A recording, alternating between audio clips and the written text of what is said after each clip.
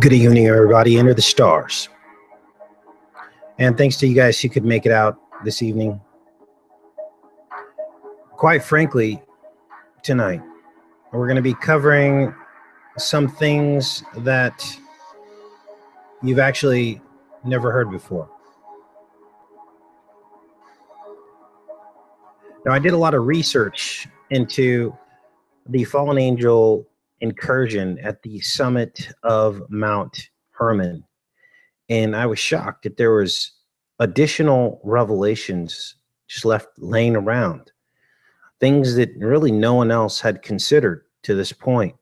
And this is kind of what happens when you dig deep into these things to try to find the truth.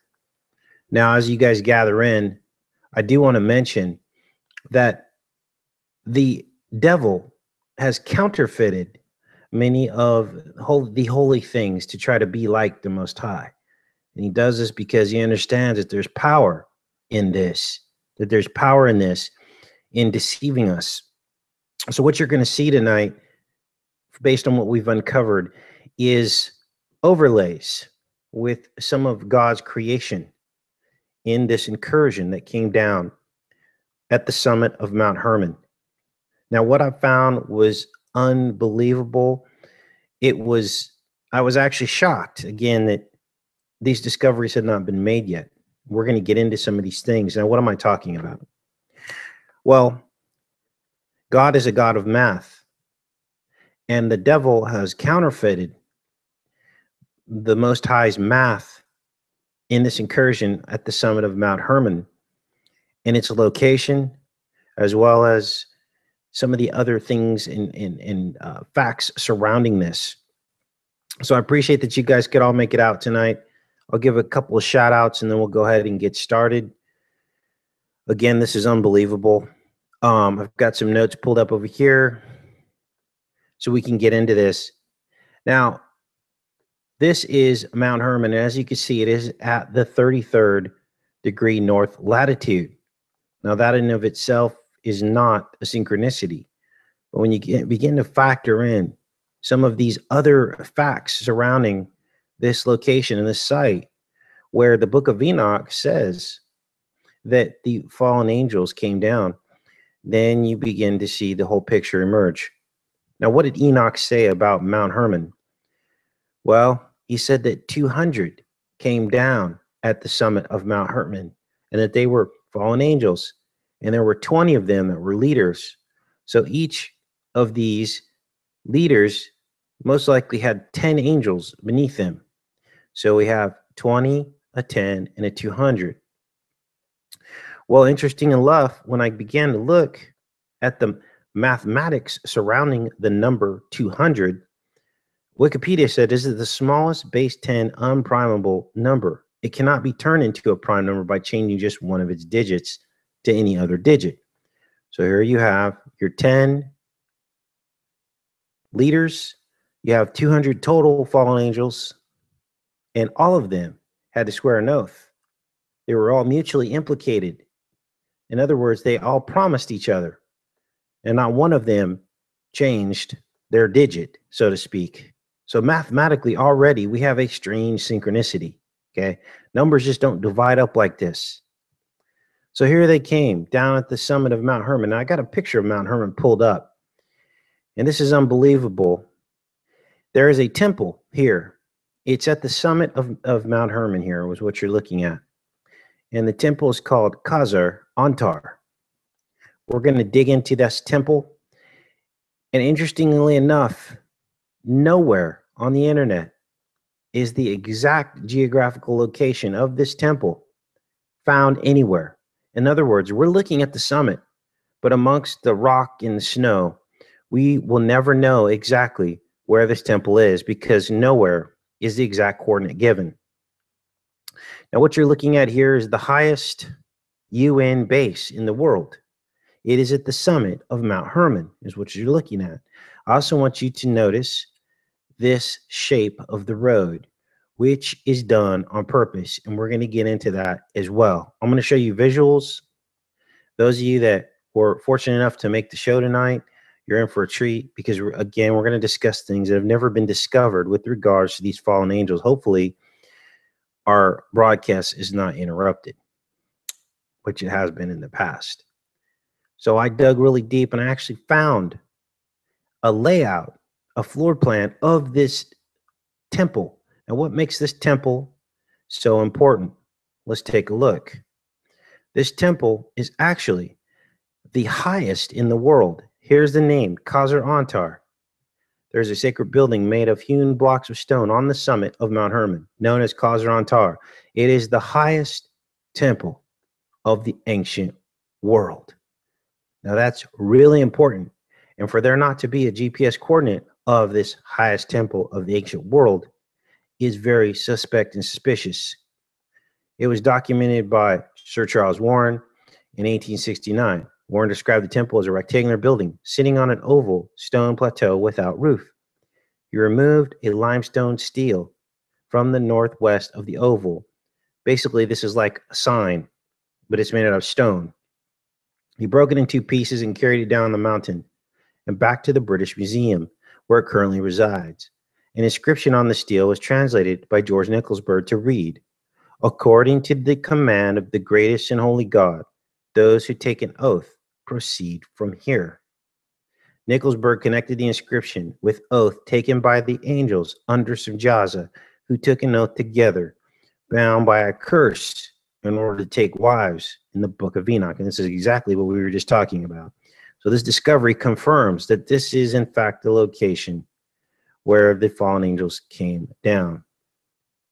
Hermon was said to have become known as the Mountain of Oath by Charles Simon Claremont Ganneau. The name of God was supposed to be a Hellenized version of Baal. So here's your Baal worship again. And this is why we're seeing this arch-shaped road at the summit of Mount Hermon.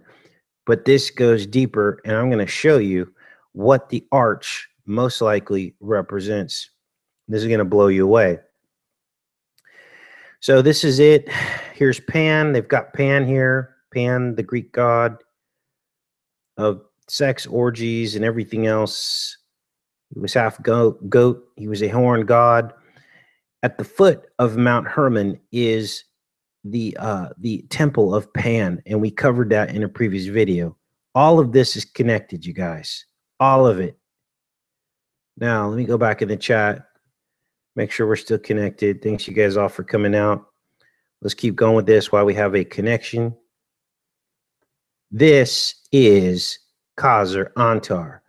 This is the highest temple in the ancient world, sitting at the summit of Mount Hermon. Now, you would not even believe the lengths that I had to go to find this simple floor plan. And for many of you with eyes to see, you know what you're looking at. Now, I translated this text from this article.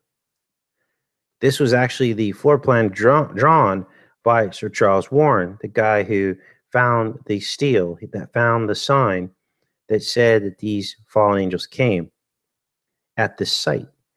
And so I'm reading this, and it's in French, so I had to translate it to see what all this says.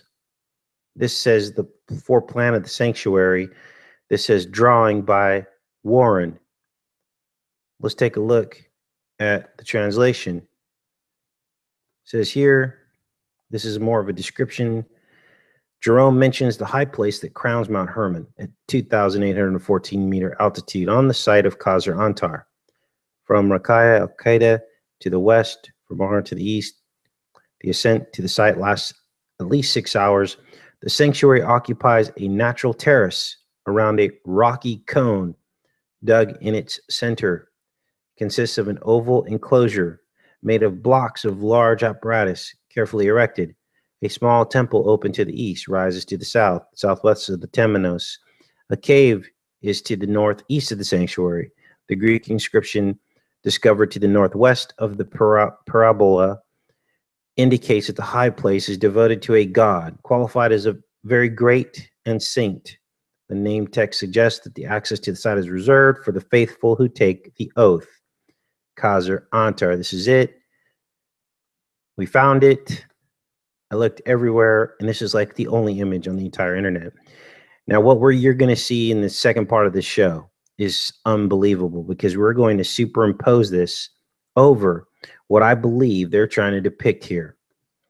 Now, this is the Vesica Pisces. And here's the depiction right here. Casey, why are you talking about the Vesica Pisces in relationship to this? Because what you're looking at here is the 33rd parallel. Let's take a look at this image here. Remember, they came down at the 33rd parallel.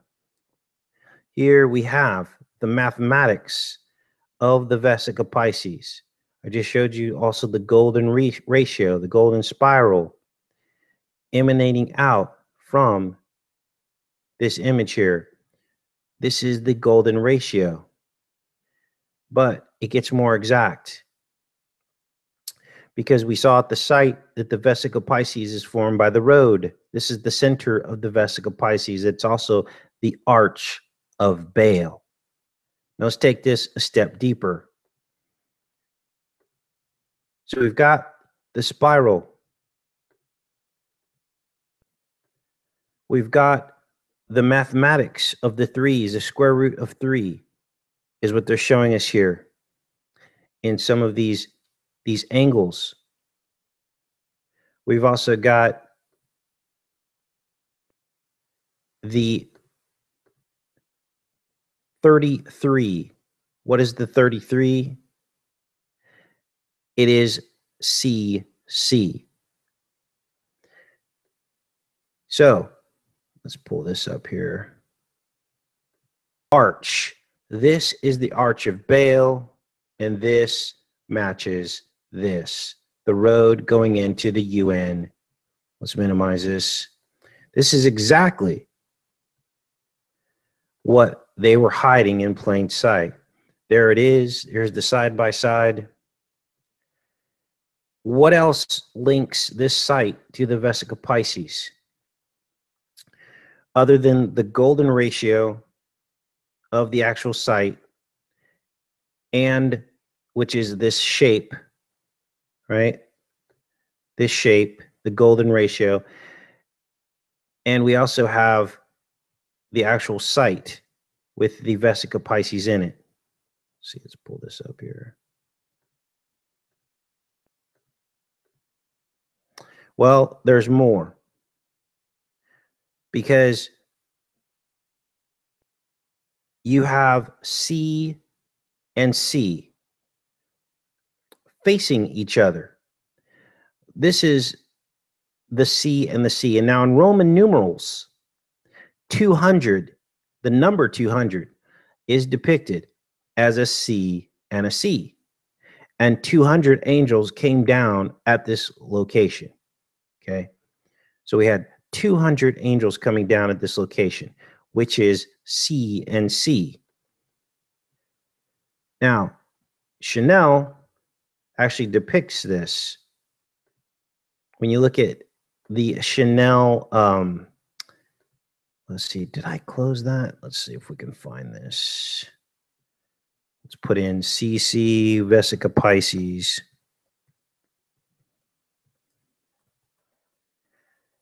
Actually depict this. And so now we begin to see that the two C's together, this is the logo for Coco Chanel. They're showing you the Vesica Pisces here. Okay, there it is right there, the two C's. And we also see that when you have two C's facing each other, and when you put them end to end, you have CC, which is 200. But CC is also 33. Why? Because alphanumerically, the letter C is in fact a number 3. So now you have 33. Now, this is interesting because we also know that exactly 1/3 of the angels fell from heaven. There was war in heaven, and 1/3 of the angels fell from heaven. Well, how much is 1/3? 1/3 is exactly 33.33333% into infinity. So now we have another synchronicity. We have the location at the 33rd north parallel. I'm going to do a quick recap. We have the CEC, the Vesica Pisces, which is also stands for 200 in Roman numerals. CC is alphanumerically 33.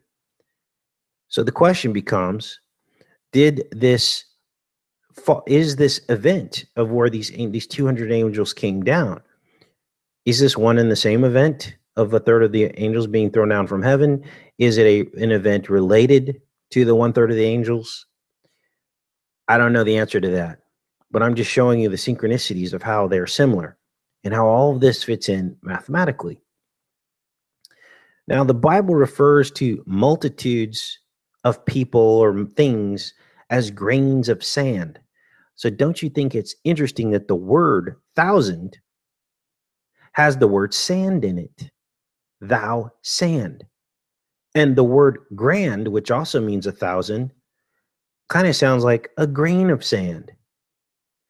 And when we look at sand, we see points of light.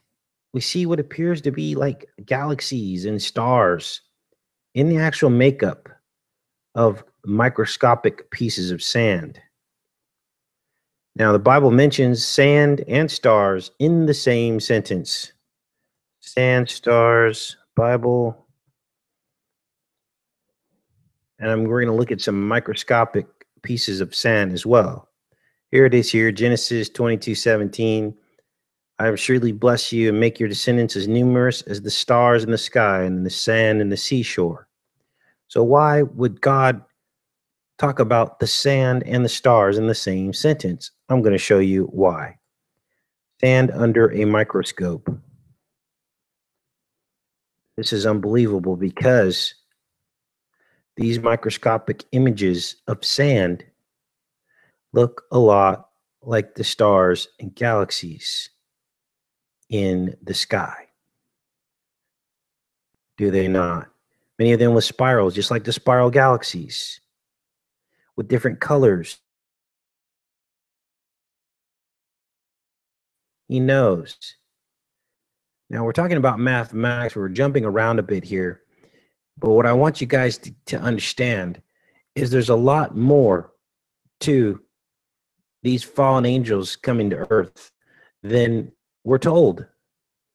There's so much more to this. And it is okay to dig deep and try to find additional answers to some of this stuff.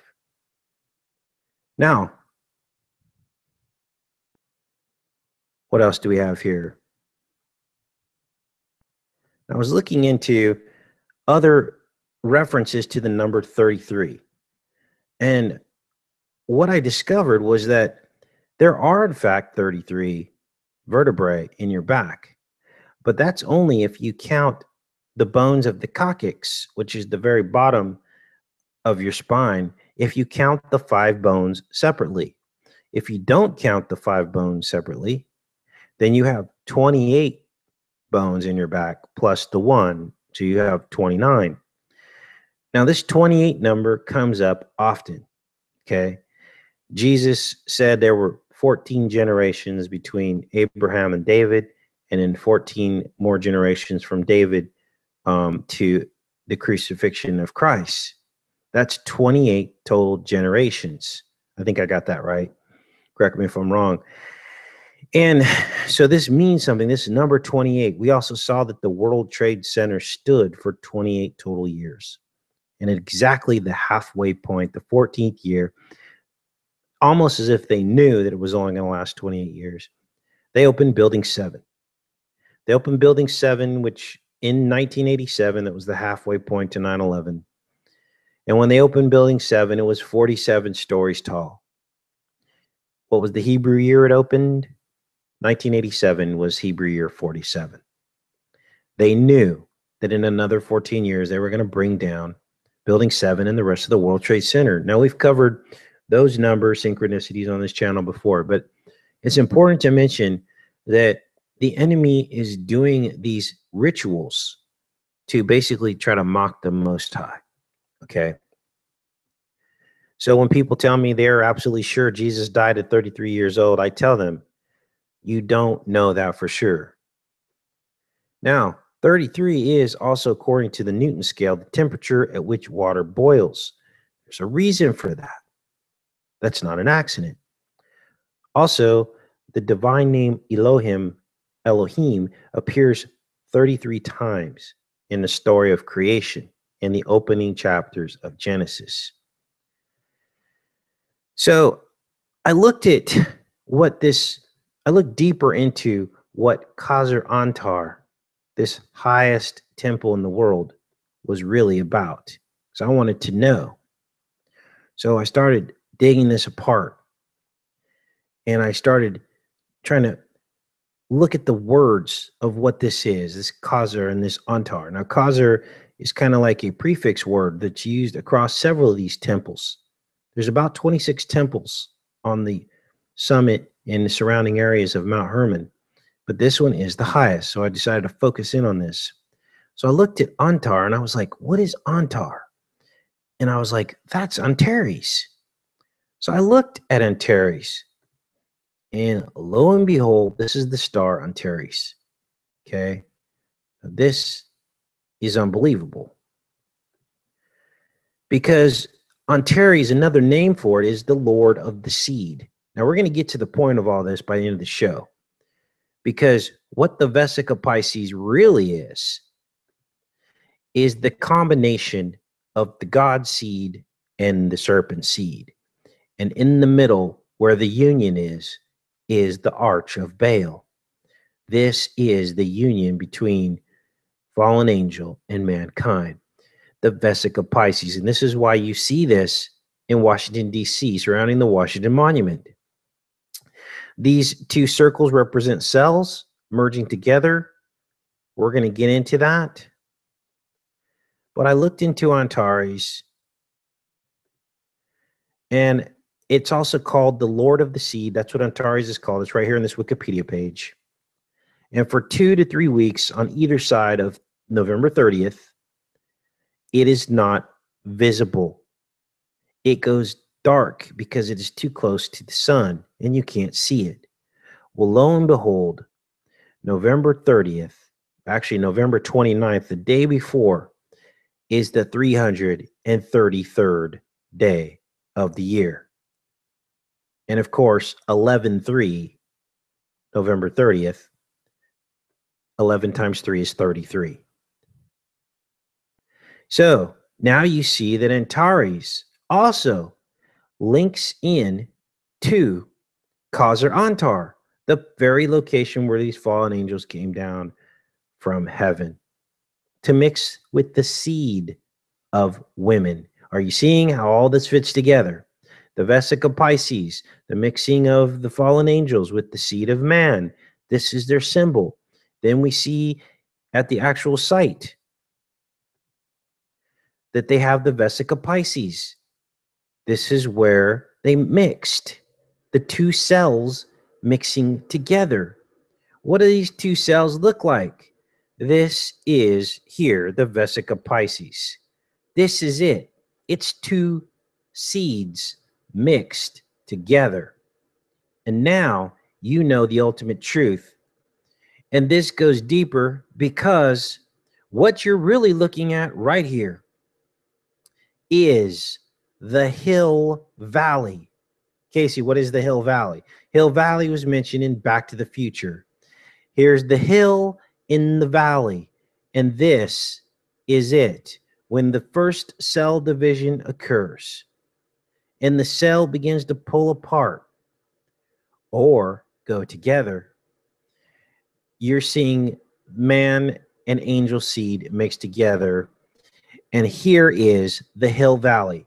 It is the eye. Here's the other cell over here. Let's put these side by side here so you guys can see what's going on.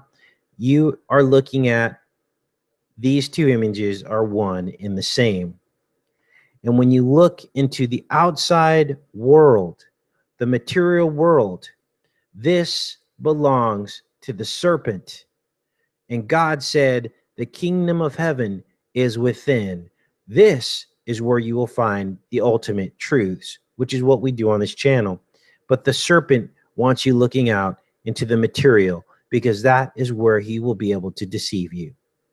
And this is one of the ultimate truths that no one else has looked at. This is it, you guys, the mixing of the seed. And they show it to us right here at the summit of Mount Hermon with this portion of the Vesica Pisces formed by the road, as well as the golden ratio of this actual site. This is where they came down. Now, we're going to even get more specific after I go into the chat here, make sure we're still connected, because I'm going to show you guys something that is really going to blow you away. I went in to this program and basically I took this site and I overlaid it to the Vesica Pisces. And look what I found. Now I just spun it around. That's all I did. It actually overlays the golden mean, the spiral mean, as well as one side of the Vesica Pisces. This is unbelievable. And look at this. This is the cube. This is actually the temple that's at the site. But it also represents the cube. And this is how they keep us locked in. We're locked into this reality through the cube, the matrix, right? Now, this is interesting because when you look at where the center of this wall terminates, it terminates exactly into where this golden mean begins within the Vesica Pisces. And as you can see, the rest of this fits in almost perfectly, with this square being in the upper corner of this. Let's turn this off and on so you guys can see. Okay, that's just it. This is the Vesica Pisces with the golden ratio. And then when you toggle back and forth, there you see the truth. Now, no one else has done this before. All this research came about this afternoon. So I'm glad you guys all get to see this. Spread the word.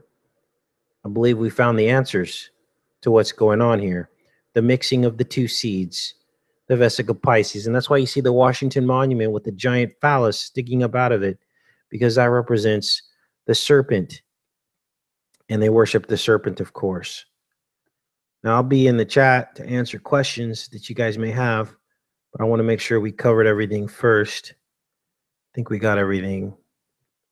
So yes, the one eye represents the God seed womb, intersected with the serpent who sees or looks out of the womb into the material realm. And we just identified that as the Hill Valley, mentioned in Back to the Future, the Vesica Pisces. And where it intersects is the convex lens. This is the intersection. This is the arch of Baal right here. This is what deceives us. Okay. Let's see what else we have here. Make sure I didn't miss anything. Here's some additional research I was doing on this. A little bit more information on this. Let's see here.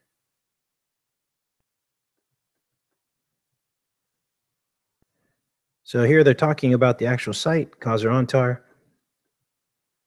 Hermon is a truly commanding presence that is considered a sacred mountain, is exemplified in its Semitic root, HRM meaning taboo or consecrated. Seen also in the Arabic al-Haram, sacred enclosure. The sacredness of Hermon, known throughout antiquity and in many different regions, has been compared to the inviolability of Mount Sinai, as described in Exodus, where the people are forbidden to go near the mountain or to ascend it. For whoever touched the mountain would be put to death. Eloquently expressed in the words of Clermont-Ganneau, the Hermon became known as the Mountain of Oath. That its sacredness prevailed is also reflected in the writings of church fathers when as late as The 4th century CE, Eusebius, in his Onomasticon, fully recognizes the long tradition of sacredness this mountain holds. Until today, the mount in front of Panias, we talked about Pan, and Lebanon is known as Hermon, and it is respected by nations as a sanctuary. Arab geographers wrote of the Hermon and Lebanon range, where the Hermon is known as the Jabal Sinir and defined as the mountain of snow. The summit of Mount Hermon is comprised of 3 peaks within a few hundred yards of each other, and together they form a comparatively level, oval-shaped plateau. There's your Vesica Pisces, which is probably why they have this oval shape at the peak. Okay. I don't know if the 3 peaks are enclosed within this road or not, but they may be. And maybe this temple is within the center of this Vesica Pisces. Let's keep reading here.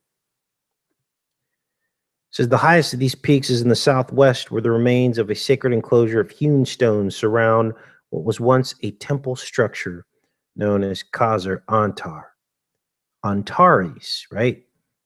In September 1869, Charles Warren reached the summit and made detailed notes of his observations, which he later submitted to the Palestine Exploration Fund. Curiously, none of his work is made public. I mean, unless you go to a library maybe, but I looked online and I could not find anything regarding this other than the same exact sentence that I just read to you.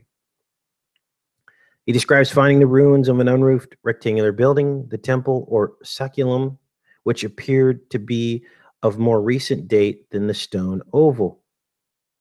Warren compared the stone oval to the Kaaba at Mecca and suggested it may well have been used for the same purpose. Among the limited finds from northwest of the oval was a stele of gray limestone incised with a Greek inscription. Now let's back up a minute, because as you know, the Kaaba at Mecca, they go around a cube. And guess what? They travel in the very same direction around the cube as the storm travels around the cube at the North Pole of Saturn. Yes, there is a cube at the North Pole of Saturn. It's a 3-dimensional cube. It presents as a hexagon is what it looks like.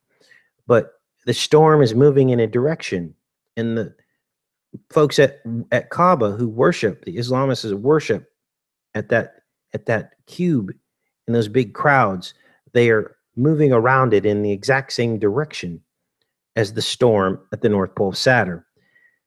So now we're starting to develop a picture. Now they're telling us that this spiral is actually older than this building. But now we're starting to see who the evil father is of all this. Saturn, right? Keep reading this here. Where were we? So this keeps going. Let's close this. These are the 5 bones of the coccyx. Here's cell division, the eye. We covered all this. Okay. So this keeps going. He says he describes finding ruins in an unroofed rectangular building, the temple or saculum, which appeared to be of more recent date than the stone oval. We just looked at that. Warren compared the stone oval to the Kaaba at Mecca and suggested may well have been used for the same purpose. Among the limited finds from northwest of the oval was a steel gray limestone incised with a Greek inscription. Its removal from the summit was not without incident, and in the difficult process, it was broken into 2 pieces. It now rests in the British Museum, the 2 pieces once more together. Nicholsberg's translation of the inscription reads, and it's in Greek, but translated is, according to the command of the greatest and holy God, those who take an oath proceed from here. And that's exactly what the fallen angels did. They took an oath amongst each other. They proceeded from the mountain and took the form of men and took for themselves wives. Okay. Let's take a look here. See if there's anything else. I thought there was other stuff. They go on to talk about Baal worship. Baal Haman, the Hittites, which of course were in battle with the Israelites in the Bible. The Israelites wiped out many of the Hittites. We know that Og was a giant. He had a bed that was twice the size of normal men. He was from Bashan. So we have numerous comparisons to other giants in the Bible. Bashan, Og of Bashan or Bashan. We have Baal. So goes on to say here, in Aliquot's opinion, this oath fits well with the ancient traditions that characterized Mount Hermon as the mountain of oath, and also reflects a similar order restricting access to another holy mountain, that of Mount Carmel. Nicholsburg, however, notes two parallels to the Enoch tradition. First of all, suggests that the oath is reminiscent of the oath of the Watchers in Enoch 6:6, while the title of the greatest and holy God closely parallels a divine title in First Enoch, the Great Holy One, often rendered in Greek as the Great and Holy One. So, direct reference, the Great and Holy One, to this limestone stele that they found. That such an enclosure, as first reported by Warren, exists on the summit of Hermon lends credence to a long tradition of sacred high places and supports textual evidence for Hermon as a holy mountain. It also provides evidence for the endurance of people who must have made considerable effort to come and worship within such a harsh and cruel environment. So that's about it that I wanted to show you guys on that. And let's see if there's anything I forgot to mention. I got you guys all here. So that pretty much lays it out, you guys. This is the image. This is it. This is where they came down. And now we know a little bit more of pieces to the puzzle. Let me go in the chat, do a little Q&A for maybe 10 or 15 minutes. You guys, let's see here. Glad you guys could all make it. Have we got any trolls in here? If you guys want to call them out, I'll just go ahead and get rid of them right now. They changed the Mike says they changed the prime rating from Paris to England to hide the story of the fallen angels. Interesting. Like the days of Noah, says Justin in Buffalo. Yeah, we are right in it today. Now you know why the Freemasons love the number 33. We pretty much just laid it all out, okay? This is the number of the fallen angels. They run Washington, D.C. They have this incorporated into the design of Washington, D.C., the Washington Monument, and the Vesica Pisces. Okay, this is it. There's Ozaro. We got Ozaro in the mod. Thanks, Maddie. Appreciate it. What else do we have here? Thanks, John. X-Ray, Big Brummy Dave. So who is mixed with the serpent? By now, by this point in history, most of us have some fallen angel DNA. God told the Israelites not to mix with the giants. He told them that in the Old Testament because they had to preserve the pure bloodline of Christ. They were the forefathers of Christ, so that he could offer his pure blood sacrifice to correct our blood. And this is why, if you look at the story of Solomon with the child, the two women with the child, and they were fighting over it, that story was all about the good seed and the bad seed mixed together. Okay? Satan wishes us all to be destroyed, but our Father in heaven would rather allow us to live in this realm and live and prove ourselves than destroy us. And that's how we know who our true father is. Just like the two women, the woman that wanted to preserve the life of the child, who was the real mother, said, let her have it. Let her have the child, rather than cut the child in half. And that's exactly what God has to do with us.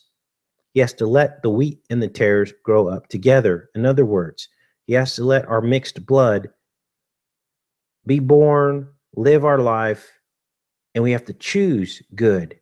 Just like he told Cain, we have to choose good and Christ, of course. And at that point, Christ's blood corrects our blood symbolically and spiritually. and maybe even literally. I don't know. So I'm not a biologist. But God says he had to let the wheat and the tares grow up together, because if he pulled up the wheat, or if he pulled up the tares, he would pull up the wheat with it. That to me sounds like they're all mixed together, which is the true meaning of that parable.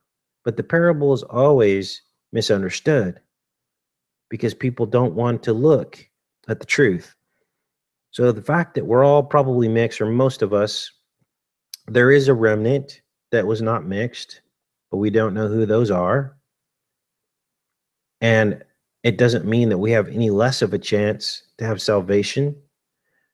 But what it does mean is some of us that maybe are mixed with more of the fallen angel blood maybe have a propensity to want to sin more. And it may be a struggle. You may feel torn inside. But through the grace and belief in Jesus Christ, you were saved. So it's like not really a big deal. That's why some people attack this channel and they're like, Casey thinks we're all mixed with serpent blood. Okay, so, and the salvation plan is still the same. Doesn't matter what your blood is. Okay. So, and you can choose to believe that or not. To me, it provides the rest of the story when you dig deep and look. All right, I'm back in the chat. Glad you guys are all hanging in there. Let's see here. You guys that are here, that come to my website, just a reminder, please go to the website. I've talked to many of you on a personal level and told you how you can support the website without donating money. So please go do that after the show tonight. Can't really talk about it publicly. It's kind of, but this is what we've talked about it. So do what you can. Keep the website there for us so that we can have it to upload videos that may be taken down on YouTube. So we'll always have that. So I appreciate you guys doing that. And I'm looking in the chat. Let's see here. That's why they do the one-eyed symbolism. Exactly.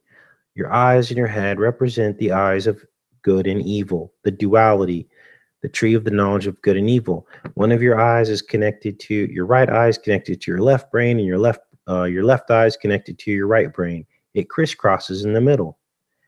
Jesus says, cast your net to the right side. That's the right brain. That is the Messiah brain. Okay. Let me show you that, just so you know I'm not making that up. Right brain thinkers. Jesus says, throw your net to the right side. But he also said, if your right eye causes you to sin, gouge it out. If your right hand causes you to sin, cut it off. What did he mean? He's talking about your right eye and your right hand connected to your left brain. He's saying, cut off your left brain. All about the right brain, you guys. Right brain, Messiah. They even call it the Messiah complex. Your right brain. And they make fun of us. They mock us because they say people that are right brain thinkers are waiting for a Messiah to come save them. Here it is right here. I found this article a while back when I was researching some other stuff. When you began to look at the Bible the way it was supposed to be looked at, which is giving God all the credit for already knowing all of this scientific information, mathematics. That is the real God, not some dumbed down Adam and Eve, third grade God, which is what we're presented in church. That God is kind of stupid. That's what we're presented in church. God is amazing. And I'm trying to show that to you guys, that he knows the makeup and physiology of the brain, that he knows that the brain, that your eyes cross over from left to right. He knows that the crossing of the optic nerves at the center of your brain, because that's where his son was crucified. He knows all of this. And to write this off as just Casey making stuff up is basically denying that God has the ability and the mental processes to put all this in place in our Bible. Okay, so here it is. says right brain dominant people believe that they need to rely on a deity, Messiah, or authority to save them. This is what Jesus was telling us. Cast your net to the right side. What is the net? The net is the neural pathways. Your brain looks like a net. It's a neural net. And so Jesus cast the brain. He cast it into the water, the net into the water, which is your cerebral spinal fluid in your brain. That's the water. Okay. To catch fish. Caught 153 fish. You ready to get your mind blown right now? Watch this. Because Jesus knew what the 153 was too, because he was amazing. Because 153 is part of the mathematic description of the Vesica Pisces, which is what we just looked at. Here you can see it with your own eyes, the Vesica Pisces.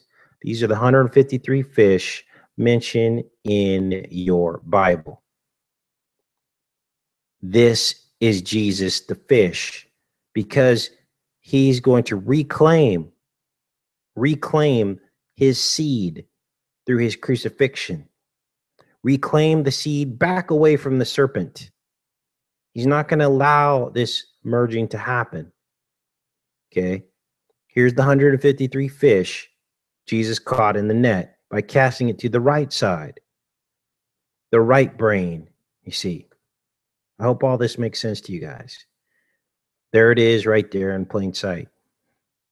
And too often people don't give God enough credit because they give us the dumbed down version so they can continue to control us. You see. Okay. What else do we have here? I'm in the chat. Let's see here. Whoa, what's the chat doing? Got some jokesters in here tonight. For those of you that like to joke, come over and subscribe to my comedy channel, which is called Read My Lips Dubbed Comedy. It's featured on the front of my YouTube page. Click on that. It's hilarious stuff, you guys. I'll be trying to do like one a week, maybe. Dub some people, some famous people. Put some words in their mouth. And so we could all laugh about this, because we got to laugh sometimes, you guys. Got to laugh. All right, here we go. I'm looking in the chat. Hopefully that all made sense. You guys have any questions about all this? Glad we didn't get interrupted on this live show tonight. I think I figured it out. One of the computers in the house was still connected to the Wi-Fi, even though it was closed. And I think it was sucking all our Wi-Fi out, and it was causing us to causing this to not really perform very well. So, all right, you guys. Looks like we got a taker on the comedy channel. Inspector Gadget's going to go and subscribe. Hopefully all you guys can just subscribe just to support it, so I could kind of branch out and do some other things. The fishing channel is kind of on hold because really haven't been fishing. It's been really cold. As soon as I get out fishing, as soon as I get a GoPro or some kind of camera, I'll be doing some more filming. Thanks, Maddie. Maddie liked the Trump parody. That's cool. I try not to take all this stuff too seriously, because in the end, God is in complete control. Okay. And all that matters at the end of the day is what's in your heart, the kind of person you are. Yes, we all make mistakes, but if you can just believe in the Lord Jesus Christ and have love in your heart, you'll be saved. That's it. But it is kind of neat to dig into some of this stuff and find the truth, because it helps build our faith, helps us get more personal with our Creator and His Son, understand that He's real. When you start seeing some of the proof behind some of this stuff, you really understand that it's real. And then all of a sudden your faith is strengthened, okay? Because you see that the Bible is corroborated. Now it's interesting because the book of Enoch actually the only copies from antiquity, in other words, the only copies from before BC, before Christ walked the earth, 3 to 500 BC, are in private hands and are unavailable to scholars. In other words, no one has actually laid eyes since 1947 on these ancient manuscripts of the Book of Enoch, which, by the way, were found with the complete Hebrew Bible, found with the Dead Sea Scrolls. But the Bible scholars of the time never bothered to add the Book of Enoch back into the scriptures. They did not believe it was inspired, even though it was found with a complete set of the rest of the scriptures. Why wouldn't they update the Bible? Because they don't want you to know that they rule the world. Plain and simple, you guys. They want you to think the Book of Enoch is either a myth or it's not real or it was recent. No, there is an ancient copy in private ownership that no one has access to. And I would like to see that copy. I would like to see it. All right, you guys. Got some things to do tonight. Go ahead and cut you guys loose. Glad many of you were able to make the show tonight. Looks like the word got out. We had a big crowd, one of our bigger crowds. And I appreciate the fact that you guys hunger for the truth. Let me get off here. Good night. Take care and be safe, you guys.